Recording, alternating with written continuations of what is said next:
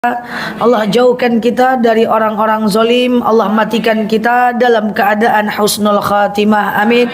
Allahumma amin. Sehat semua, Bu? Alhamdulillah. Setelah ini ibu akan pergi menjenguk saudara kita yang sakit ya. Maka sesuai dengan kesepakatan saya hari ini sampai jam 5 lewat 15 ya. Berarti lebih kurang ada waktu 30 menit saya menyampaikan beberapa hal di kesempatan yang berbahagia ini. Karena waktu kita 30 menit, jadi ambil napas, tahan, jangan dibuang ya.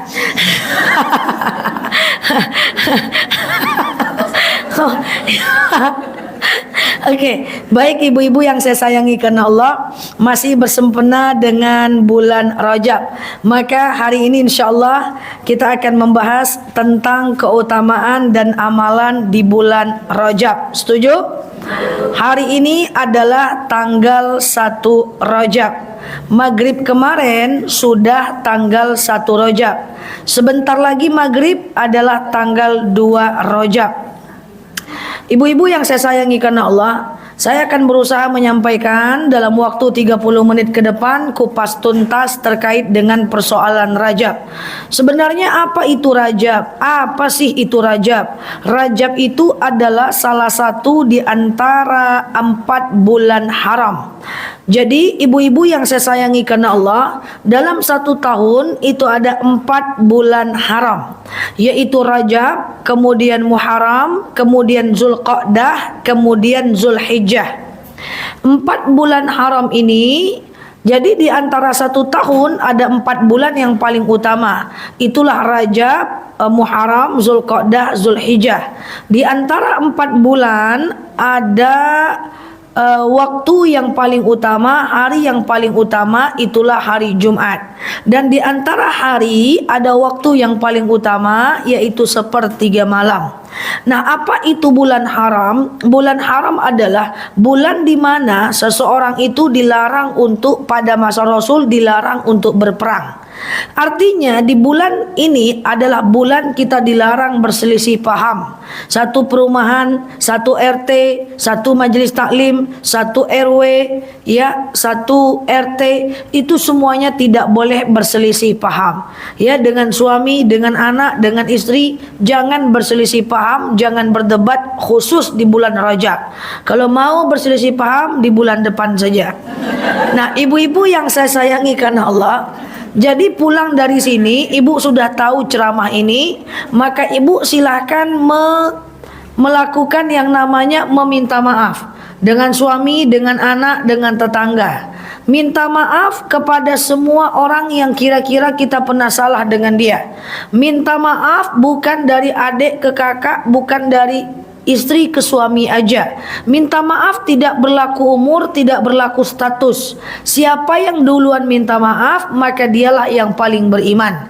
Kita minta maaf bukan karena kita salah, tapi kita minta maaf karena kita punya ilmu yang lebih dan keimanan satu level di atas dia. So, minta maaf saja seperti biasa, lakukan mohon maaf lahir dan batin. Oke? Nah, minta maaf karena 1 bulan ini kita latihan untuk tidak berselisih paham, baik berdebat ataupun apapun. Nah, pertanyaan selanjutnya adalah, oke Ustazah, kami ngerti, kami tidak boleh berselisih paham dengan manusia. Jangankan berselisih paham di bulan Rajab, 3 hari saja tak bersapaan itu berbahaya. Kan saya sering bilang, jangan sampai tidak bersapaan melewati Senin dan Kamis. Kenapa? Karena di hari Senin dan Kamis itu malaikat membawa catatan amal kita ke langit, dan kecuali orang yang bermusuhan. Jadi kalau bermusuhan lewat Senin dan Kamis, itu kita akan kena masalah. Jadi lapangkan hati, turunkan ego, yang penting kita mengejar dia, minta maaf sama dia. Persoalan dia memaafkan atau tidak, itu urusannya dengan Allah. Oke? Nah, pertanyaan selanjutnya adalah, apa amal yang bisa kita lakukan di bulan ini?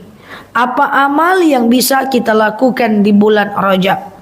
Ibu-ibu yang saya sayangi karena Allah, tadi saya sampaikan bahwa bulan Rajab bulan yang sangat Allah cintai. Amalan yang paling dahsyat yang paling harus diamalkan dan yang paling mesti ibu maksimalkan, oke, adalah memperbanyak puasa di bulan Rajab. Tapi statusnya sunnah, statusnya tidak wajib.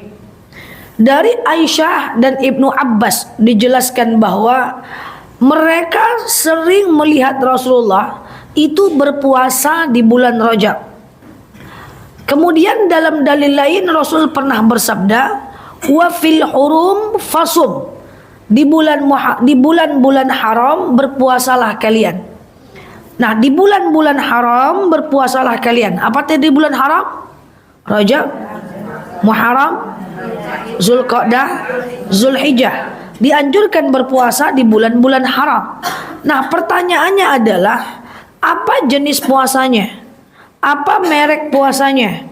Ibu-ibu yang saya sayangi karena Allah, tidak ada dalil yang menyebutkan secara rinci apa merek puasa yang dilakukan oleh Rasulullah. Apa jenis puasanya yang dilakukan oleh Rasulullah. Karena hadisnya bersifat umum. Di bulan-bulan haram berpuasalah kalian. Kan umum banget tuh. Niatnya Rasul tidak kasih tahu kepada kita semuanya. Maka terjadilah banyak sekali perbedaan pendapat karena ini. Sama dengan gini ibu-ibu. Ibu kalau pergi umroh, ibu kan ngambil miqat, betul? Setelah miqat, ibu kan sholat sunat 2 rakaat, betul? Apa nama sholatnya? Sholat sunat apa? Nggak jaleh, penting sholat aja. Nah, Rasulullah selalu sholat 2 rakaat setelah mengambil miqat. Dan itu ditengok oleh sahabat. Oh, ternyata Rasulullah selalu sholat 2 rakaat setelah ngambil miqat. Akhirnya muncul pendapat ulama, kayaknya itu niatnya adalah niat sholat ihram. Tapi ada lagi yang bilang, oh enggak sih, Rasul kan enggak pernah bilang itu niat sholat ihram. Kayaknya itu sholat biasa aja. Maka terpecah. Ada yang mengatakan sholat sunat ihram 2 rakaat. Ada yang mengatakan tidak perlu niatnya sholat ihram. Cukup dengan sengaja aku sholat duha kalau di waktu duha, sholat tahajud kalau di waktu tahajud, atau sholat taubat, sholat hajat. Yang penting 2 rakaat. Kan kayak gitu ya. Nah, ini mirip-mirip nih kasusnya dengan puasa Rajab. Bahwa dalilnya itu umum, ya, dalilnya itu umum, ya. Nah, jadi apa sih puasa yang bisa kita lakukan di bulan Rajab? Semua jenis puasa, apapun niatnya, kalau ibu lakukan di bulan Rajab, itu namanya adalah puasa Rajab. Karena yang dianjurkan adalah memperbanyak puasa di bulan Rajab. Dengan apa diperbanyak? Tergantung selera ibu. Misalnya ibu perbanyak dengan Yaumul Bid 13, 14, 15 di bulan Rajab. Sengaja aku makan sahur puasa Yaumul Bid lillahi ta'ala. Atau ibu perbanyak dengan Senin Kamis. Senin Kamis, Senin Kamis, Senin Kamis, Senin Kamis. Sengaja aku puasa Senin Kamis, sunnah atasku lillahi ta'ala. Tak usah niat 2. Sengaja aku puasa Senin Kamis plus Rajab. Nggak usah. Atau ibu puasa Daud, sehari puasa, sehari tidak. Sehari puasa, sehari tidak.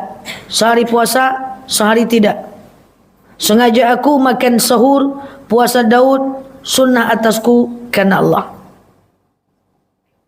Atau ganti puasa di bulan Rajab.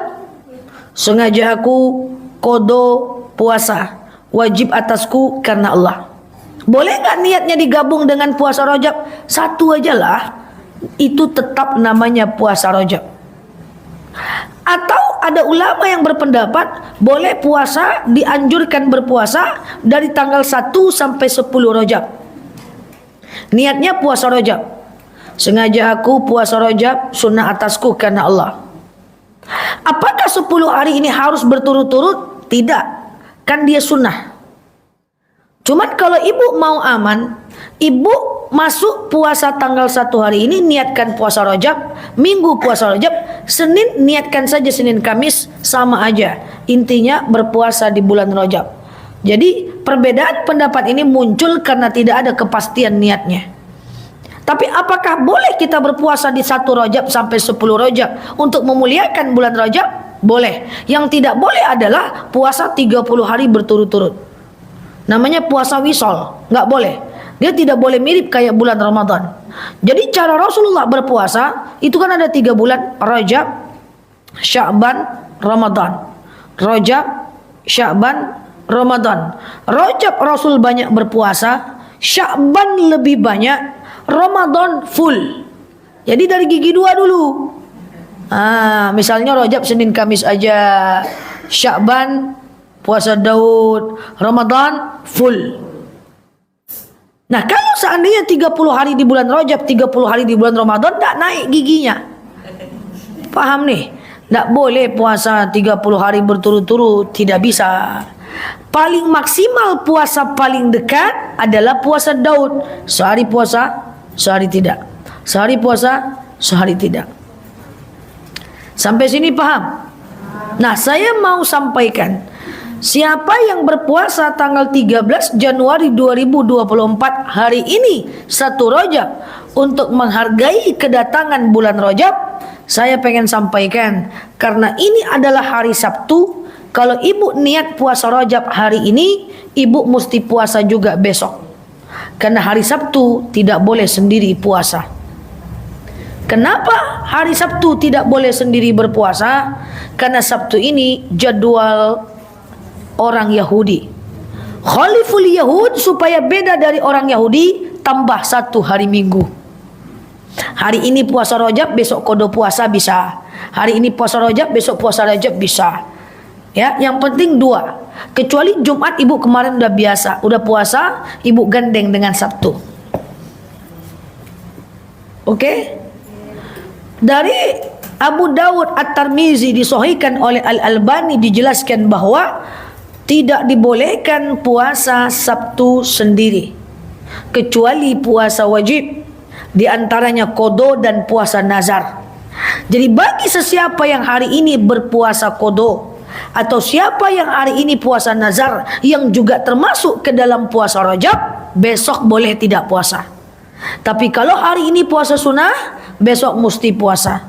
Karena Sabtu sendiri tak boleh, Jumat sendiri juga tak boleh. Gimana? Boleh, ya. Atau Jumat sendiri itu nggak boleh, karena Jumat itu lebarannya orang Islam. Ini sekedar pengetahuan saja buat kita semua. Jadi jangan tanya lagi, boleh nggak saya puasanya mulai Senin? Boleh. Boleh nggak mulai minggu depan? Boleh. Yang penting memperbanyak puasa di bulan Rajab. Haruskah 10 hari? Tidak harus, kan sunnah. Oke? Nah, pertanyaan selanjutnya adalah, kalau saya belum puasa di bulan, saya belum ganti puasa, boleh nggak saya puasa sunnahnya saya perbanyak di bulan Rajab? Kan saya belum ganti puasa. Aisyah radhiyallahu anhu itu mengganti puasa di bulan Sya'ban. Rajab, Sya'ban, Ramadan. Udah deket-deket Ramadan baru dia ganti puasa. Tandanya Aisyah boleh, berarti kita juga boleh. Tapi kalau mau bagus, ganti aja lah puasa mumpung di bulan Rajab. Kalau untuk puasa sunnah, boleh pasang niat di tengah hari selagi belum makan minum. Pagi antara anak sekolah tak sempat sarapan, siang mau makan tak sedap makan, puasa je lah boleh. Tapi kalau lama suak lo lontong kulit paku tak bisa.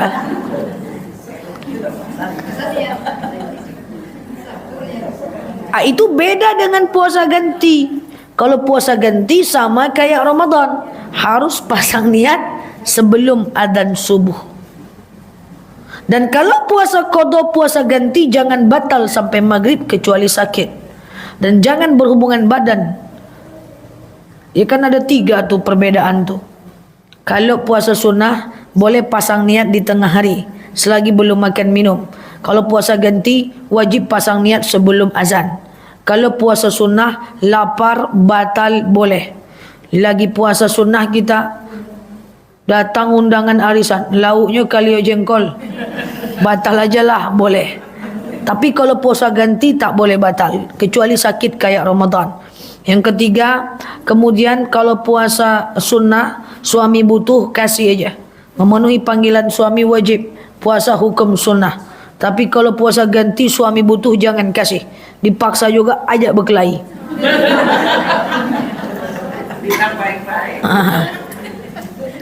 Dipaksa juga kabur, besok maghrib balik. Nah itu ya. Jadi berbeda dia. Jadi kasus berbeda. Nah ibu-ibu yang saya sayangi karena Allah, ini yang saya maksud dengan itu ya. Nah sekarang saya mau sampaikan. Jadi intinya adalah boleh kita puasa Rajab walaupun kita belum boleh kita puasa Rajab walaupun kita belum ganti puasa. Paham? Nah perbanyaklah. Yang nggak mulai hari ini boleh besok. Yang nggak mulai besok mulai Senin. Atau Senin Kamis aja.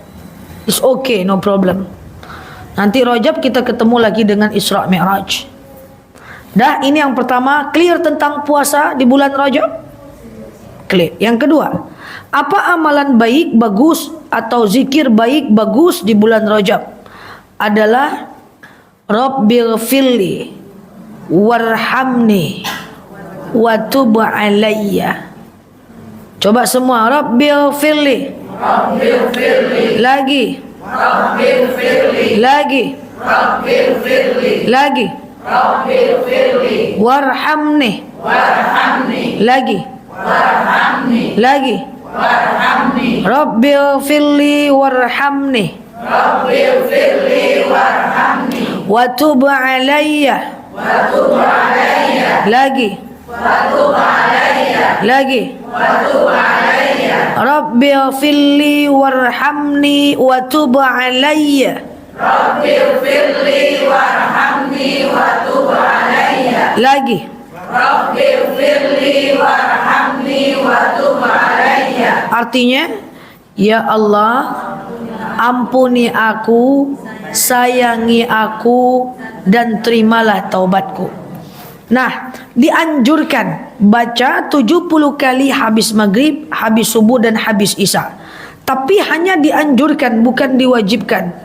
Daripada ibu 70 kali tahan cuma 2 hari karena kesemutan, sakit kaki, sakit kepala, maka lebih bagus sedikit-sedikit aja, tapi tiap habis sholat. Misalnya subuh 7 kali, zuhur 7 kali, asar 7 kali, maghrib 7 kali, ya, isya 7 kali. Yang penting tiap hari sampai akhir Rajab. Jangan putus. Habis salam kanan, salam kiri, baca itu dulu. Baru ibu zikir dan doa. Boleh enggak zikir ini mau tidur? Boleh enggak zikir ini sambil masak? Boleh enggak zikir ini sambil santai? Boleh enggak sambil baring? Sebenarnya boleh. Karena alladzina yadhkurunallaha qiyaman wa qu'udan wa 'ala junubihim wa yatafakkaruna fi khalqis samawati wal ard. Ingatlah Allah saat tegak, duduk, dan berbaring. Boleh, tapi kenapa saya anjurkan lakukan setiap habis sholat? Karena lebih pasti dia. Kan sholat pasti kan, selagi kita yakin itu wajib kan pasti kita kerjakan. Tuhanku, ampuni aku, cintai aku, dan terimalah taubatku. Doa ini pun bisa dibaca saat sujud terakhir ketika mau habis sholat. Lamakan sujudnya, ya, ketika mau habis sholat, lamakan sujudnya, doa kepada Allah. Rabbighfirli warhamni wa tub alayya.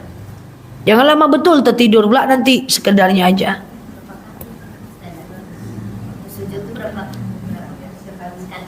Terserah ibu mau gimana. Ya, jadi dia tidak ada ketentuannya. Kan doa sujud terakhir ketika mau habis sholat itu kan mustajab. Dia tergantung ibu mau doa apa. Kalau lagi pengen mohon ampun, ya, Rabbighfirli warhamni wa tub alayya, gitu ya kan. Kalau lagi pengen mohon ampun, dicintai Allah. Kalau pengen punya anak soleh, Rabbi habli minas solihin. Kalau pengen dilunakkan hati, Allahumma layyin li qalbi, ya, atau apapun. Tapi kalau bahasa Indonesia, tutup bibirnya, dalam hati. Kalau bahasa Arab boleh dilafazkan dengan berbisik. Yuk, doa Rajab. 1, 2, 3.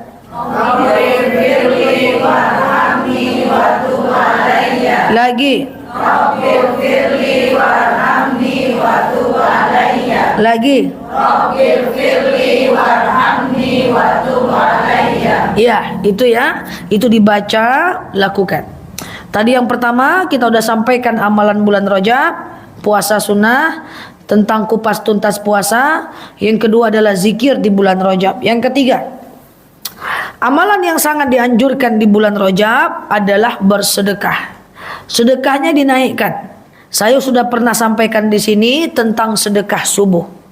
Kenapa sangat dianjurkan sedekah subuh? Karena di hari subuh hari itu malaikat Allah akan menurunkan malaikat ke bumi dan mendoakan orang bersedekah di subuh hari agar ditenangkan hatinya dan dilipat gandakan pahalanya. Maka kalau biasanya ibu sedekah masuk bakul masjid 2000,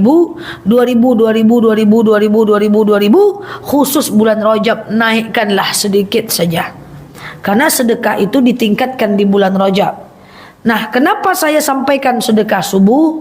Supaya ada di kepala kita dan kita amalkan. Apa enggak boleh sedekah di hari lain Ustazah? Di siang hari boleh, tapi kita pengen lebih banyak pahalanya. Makanya hal yastawil ladzina ya'lamuna ma la ta'lamun. Tak mungkin sama orang berilmu dengan orang yang tidak berilmu. Fadlul alim 'alal 'abid ka fadlil qamari 'ala sairil kawakib. Keutamaan orang yang berilmu ibadah, tidak berilmu ibadah, lebih baik orang berilmu ibadah walaupun dikit tapi berkualitas.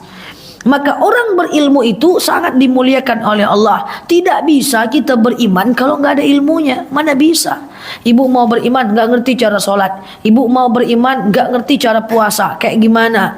Makanya saya sering sampaikan pentingnya ilmu. Sekarang nih ya, semua orang tuh tidur, tapi ada orang yang tidur ikut sunnah, ada yang tidak, betul? Semua orang itu keramas, tapi ada orang berilmu dia keramas di hari Jumat. Semua orang berdoa, tapi ada orang berilmu dia cari tempat-tempat mustajab. Saat hujan lebat dia doa, saat petir berbunyi dia doa, ya antara azan dan iqamah dia doa, sujud terakhir ketika mau habis sholat dia doa, ya di saat sepertiga malam dia doa. Semua orang doa, tapi orang berilmu dia tahu titiknya sehingga doanya mustajab. Itulah gunanya ilmu. Maka bersyukurlah menjadi orang-orang yang suka mendengarkan ceramah. Tidak semua orang suka dengan ceramah, tidak semua orang suka dengan kajian. Maka banyak-banyak bersyukur kalau ibu rajin datang majelis taklim atau mau mendengarkan ceramah online dan offline. Itu anugerah terindah dalam hidupku. Kok jadi judul lagu ya? Itu anugerah. Kita bersyukur. Coba ada dalil bada al-islamu ghariban wa sayaudu ghariban kama bada afatuba lil ghuraba. Qala man huwa al-ghuraba ya Rasul? Hum alladzina yuslihuna 'inda fasadin nas. Islam ini akan turun dalam kondisi asing. Sedikit orang Islam itu yang benar-benar mengamalkan Islam. Selama-lamanya akan sedikit. Man huwa ya Rasulullah? Siapa mereka orang sedikit ya Rasul? Hum alladzina yuslihuna 'inda fasadin nas. Mereka adalah orang-orang yang senantiasa belajar memperbaiki diri inda fasadin nas, saat orang-orang lain rusak. Banyak-banyak bersyukur untuk menjadi ahli ilmu, pengen nuntut ilmu walaupun payah. Lu ingat pangkal, lupa ujung, ingat ujung, lupa pangkal, tidak apa-apa. Tapi bersyukurlah, tak semua orang suka dengan ceramah, tak semua orang suka dengan kajian, tak semua orang mau berfikir, apalah kata Pak Ustaz ni tak paham-paham aku. Ni maksudnya apalah ni, cepat kali pula ngomongnya. Ini apalah ni maksudnya, lain ujung lain pangkal. Ya, tidak apa-apa, susah, tidak semua orang mau bersusah-susah menghafal zikir, menghafal doa. Maka ibu-ibu yang saya sayangi karena Allah, banyak bersyukur. Ini betul-betul anugerah. Orang yang mau menuntut ilmu itu sedikit aja bu, tak banyak aja. Nah makanya tadi ya, orang-orang berilmu dia ngerti. Tidak mungkin sama. Hal yastawil ladzina ya'lamuna ma la ta'lamun. Berilmu tidak berilmu enggak mungkin sama. Sedangkan berilmu saja belum tentu baik, apalagi tak berilmu sama sekali, betul? Kalau ada orang suka bilang kita hadir dalam majlis taklim, percuma kau hadir dalam majlis taklim tapi kau jahat, bilang sama dia, aku datang masih jahat juga aku, apalagi kau tak datang. Kayak gitulah. Iya. Karena ada tuh orang-orang iseng kayak gitu kan. Maka hadir dalam majelis ilmu, usaha kita mendapatkan hidayah. Sudah datang aja payah kita memahaminya. Saya pun mengulang-ulang kajian setiap saat, setiap detiknya, ya, supaya jemaahnya paham. Jadi ya, kadang-kadang ada yang kayak gitu ya, yang hadir dalam majelis taklim digitu-gitukan. Ya, ada yang rajin sholat, istrinya rajin sholat, cuma sholatnya, tapi kayak gitu kata dia. Sholatnya pula disalahkan. Aku sholat apa kayak gini, apalagi di kau. Saya dulu waktu masih kecil, waktu masih muda-muda dulu, asik. Saya tuh kehilangan lah masa muda saya kan, karena saya ceramah itu dari kecil kan, ceramah, ya kan. Masa-masa muda dulu kan pedih-pedih kan, pedih-pedih kata-kata teman kan. Tapi saya dulu melawan, tak baik kayak sekarang. Nel, kamu itu ceramah terus, so alim betul. Saya cakap apa? Waktu itu masih muda, tapi adegan ini tidak untuk ditiru. Nel, kamu nih so alim betul, so ahli surga. Masih mending aku soal surga daripada kau masuk neraka aja tak terima neraka, sok pula gitu kan. Jadi dulu saya bantah karena masih muda ya kan, masih SMP, masih pesantren. Kau sekarang saya baik-baik aja lah, kayak gini lah. Oke? Nah, ibu-ibu yang saya sayang kenal, tuntut ilmu banyak-banyak, belum tentu pula lagi kita bisa lebih baik, apalagi tak menuntut ilmu. Maka bersyukurlah menjadi bagian dari orang berilmu. Balik kita kepada sedekah tadi. Kenapa ada sedekah subuh? Karena kita tahu kunci nadi dari sedekah terbaik adalah di subuh hari. Nah, di subuh hari adalah sedekah terbaik. Makanya kita kasihkan 2000. Waktu masuk 2000 itu di bulan Rajab naik 5000. Setelah masukkan 5000 ke kotak bakul, ibu doa, ya Allah, gitu kan, saya sedekah, dengan sedekah ini lapanglah kuburan makku, ringanlah sisa kubur orang tuaku, berhenti malaikat menyiksanya, suami aku sehatkan, anak aku sembuhkan, rumah tanggaku amankan, rezekiku lapangkan. Sedekah 5000 cincai lah, bolehlah, sedekah 5000, doanya kayak disertasi. Enggak apa-apa kan, kata Allah, ud'uni astajib lakum, doa kepadaku akan aku jawab. Idza sa'alaka ibadi anni fa inni qarib ujibu da'watad da'in idza da'an falyastajibu li wal yu'minu bi. Jadi doa aja, naikkan sedekahnya, sedekah mingguannya naik, sedekah hariannya naikkan, sedekah mingguannya naikkan di bulan Rajab. Semoga dengan in ahsantum li anfusikum wa in asatum falaha. Kalau kita berbagi akan kembali kepada diri kita. Ya, oke? Udah habis waktu. Satu lagi lah ya. Habis itu pulang kita lagi ya. Yang keempat adalah perbanyak. Tadi yang pertama apa? Puasa. Kedua? Zikir. Ketiga? Apa tadi? Sedekah. Yang keempat, ibu-ibu yang saya sayangi karena Allah, perbanyak solawat baca Quran. Jangan remehkan solawat baca Quran. Solawat dan baca Quran, dua-dua ini bisa memberi syafaat untuk kita di yaumil akhir. Apa itu syafaat? Setiap hari dengar syafaat. Syafaat tuh gini bu, yuk kita kenalan dengan tetangga kita syafaat. Syafaat